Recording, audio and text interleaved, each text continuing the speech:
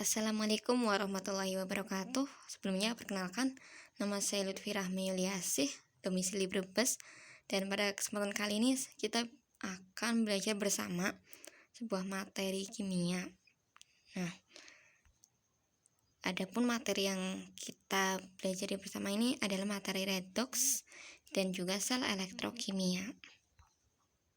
Nah, seperti yang kita ketahui bahwa pada reaksi redoks itu terjadi perubahan bilangan oksidasi. Nah, untuk reduksi sendiri merupakan penurunan bilangan oksidasi.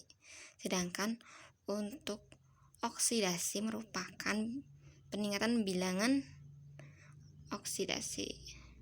Nah, selanjutnya ada sel elektrokimia. Nah, sel elektrokimia ini terbagi menjadi dua. Yang pertama sel Volta dan yang kedua sel elektrolisis. Nah, nanti kita bahas satu-satu ya. Nah, pertama sel Volta. Nah, sel Volta ini merupakan salah satu sel elektrokimia yang dimana mengubah energi kimia menjadi energi listrik. Nah, di sini ada derajat volta ya. Jadi derajat volta ini bisa kita gunakan nanti untuk menyusun notasi sel dan juga lain sebagainya. Nah, di sini ada Li, K, Ba, Can, Amg, Almn, lalu ada Zn, Cr, Fe, Cd, Co dan sebagainya. Nah, jadi sebelum H2O ini jadi senyawa tersebut dapat bereaksi dengan air. Nah, sedangkan setelah H2O sampai sebelum H ini, jadi dia itu tidak dapat bereaksi dengan air. Nah, sedangkan dari sebelum H, jadi dari Pb sampai Li, kalau ke kiri ya, jadi ke kiri ini, nah itu dapat bereaksi dengan hidrogen. Sedangkan setelah H ini dari Cu sampai Au ini tidak dapat bereaksi dengan hidrogen. Nah, ini juga kita bisa pakai jembatan keledai. Jadi jembatan ini biasanya untuk mempermudah kita untuk mengingat ya. Jadi kan ini kan cukup banyak ya. Jadi agar kita lebih mudah kita bisa menggunakan jembatan keledai ini. Jadi ini jembatan keledai sel Volta. Nah, selanjutnya ada prinsip kerja sel Volta. Aliran elektron dari reaksi oksidasi di anoda ke reaksi reduksi di anoda melalui rangkaian luar. Nah, di sini terlihat ya, untuk anoda di sini anodanya itu negatif. Nah, kemudian kutub negatif ini sumber arus listrik mengalami oksidasi dan melepas elektron. Nah, di sini juga ada jembatan garamnya. Nah, untuk katodanya ini positif kan. Nah, kutub positif ini merupakan sumber arus mengalami reduksi, kemudian menerima elektron. Nah, di sini ada juga penulisan notasi sel ya. Nah, jadi penulisannya itu biasanya anoda, terus garis tegak 1 ion, terus garis tegak 2 ion, garis tegak 1 dan katoda. Nah, di mana anoda ini kutub negatif. Nah, ini mengalami oksidasi, sedangkan katoda kutub positif mengalami reduksi. Nah, untuk tanda garis 2 berdiri itu merupakan jembatan garam. Jadi kayak untuk memisahkan kedua setengah sel itu. Nah, untuk garis 1 berdiri itu untuk memisahkan komponen yang berbeda fasenya. Misalkan sebelumnya cairan, lalu setelahnya gas dan lain sebagainya. Nah, untuk dalam kurung ini merupakan konsentrasi. Nah, ini ada contohnya ya. Zn, lalu kita tulis fasenya di sini S, kemudian ditulis juga tanda tegak 1, terus Zn2+.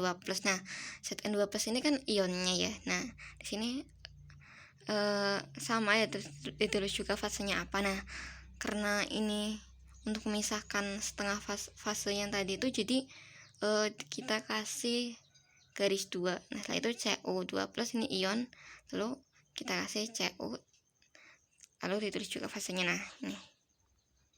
Nah, ya. Jadi untuk kita menyusun ini tuh kita juga bisa melihat derajat volta tadi itu untuk memudahkan. Nah, selanjutnya ada sel elektrolisis. Nah, jika tadi kan sudah dijelaskan tentang sel Volta. Nah, sekarang kita ke sel elektrolisis. Nah, sel elektrolisis ini mengubah energi listrik menjadi energi kimia. Nah, prinsip kerjanya seperti ini.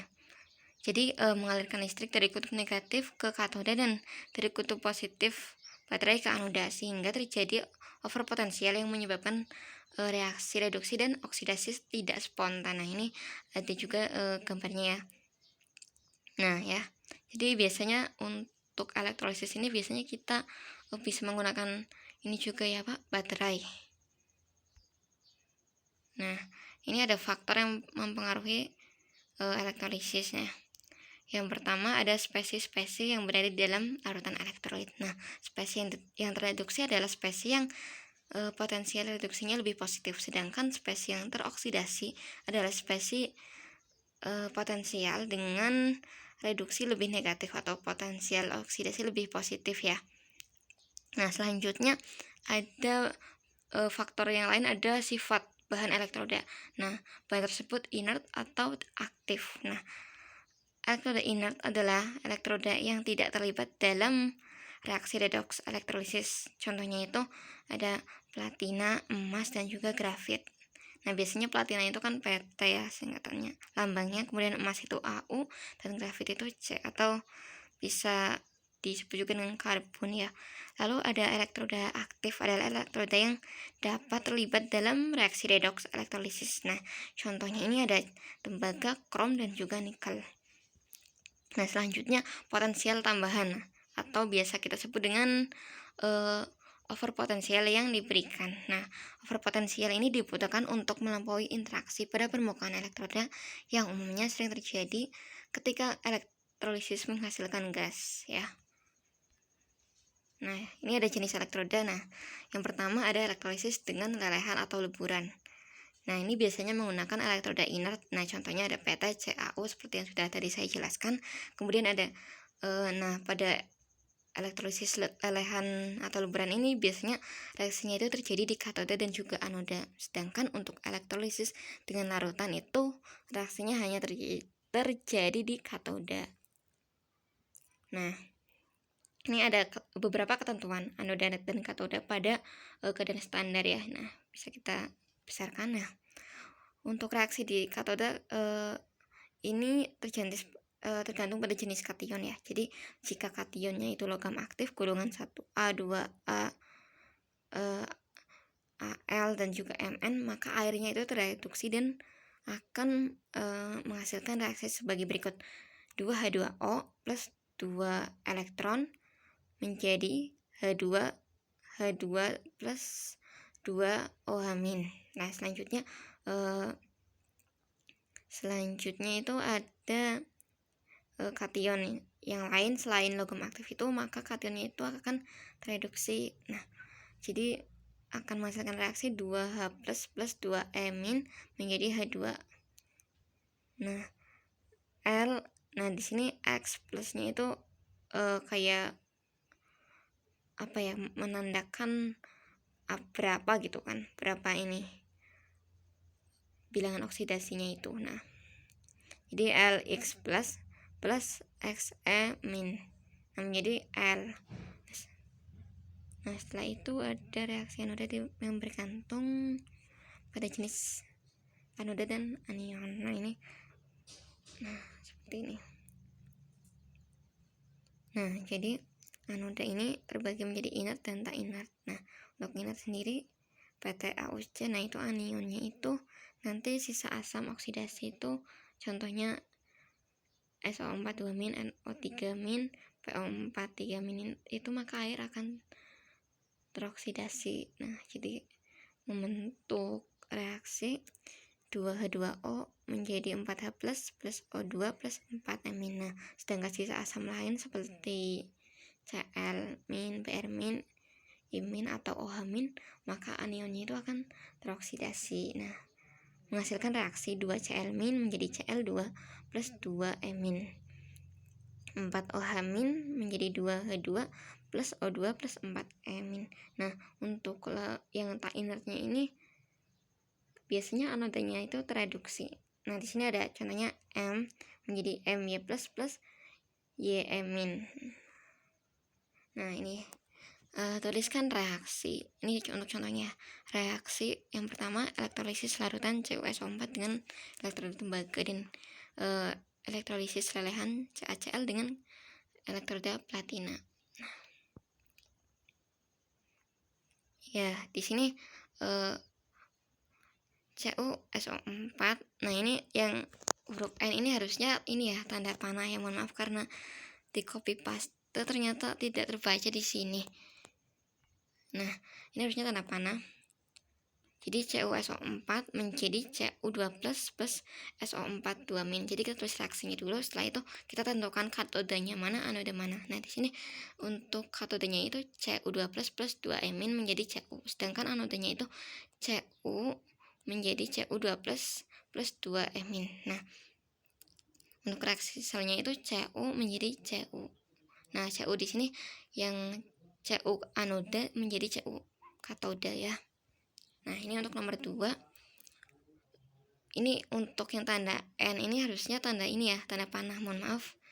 Jadi yang nomor 2 ini ada CaCl 2 menjadi Ca2 plus 2 Cl-. Nah, untuk katodanya itu Ca2 plus 2 menjadi Ca. Kemudian 2 Cl- menjadi Cl2 plus 2 -. Nah, untuk reaksi selnya itu Ca2 plus 2 Cl- menjadi Ca plus Cl2. Nah, seperti itu ya.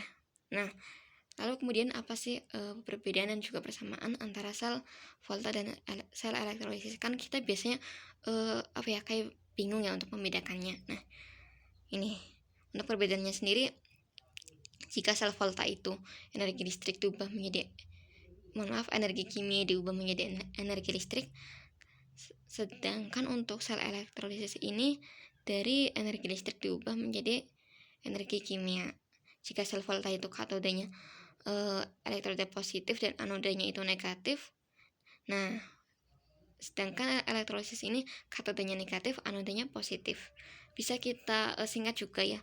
Untuk yang sel volta itu KPAN, itu singkatan dari katoda positif, anoda negatif. Sedangkan untuk yang elektrolisis itu KNAP. Jadi katoda negatif dan anoda positif. Nah, untuk persamaannya sendiri, katoda ini tempat terjadinya reaksi reduksi, sedangkan anoda terjadinya tempat terjadinya reaksi oksidasi. Nah, bisa kita singkat juga ya dengan karet anox ya, katoda reduksi, anoda oksidasi. Nah, mungkin hanya itu yang bisa saya sampaikan. Terima kasih banyak saya ucapkan. Permohonan maaf apabila yang saya sampaikan ini masih sangat banyak kekurangan dan juga masih sangat kesalahan yang saya lakukan. Kurang lebihnya mohon maaf. Tetap jaga kesehatan. Wassalamualaikum warahmatullahi wabarakatuh.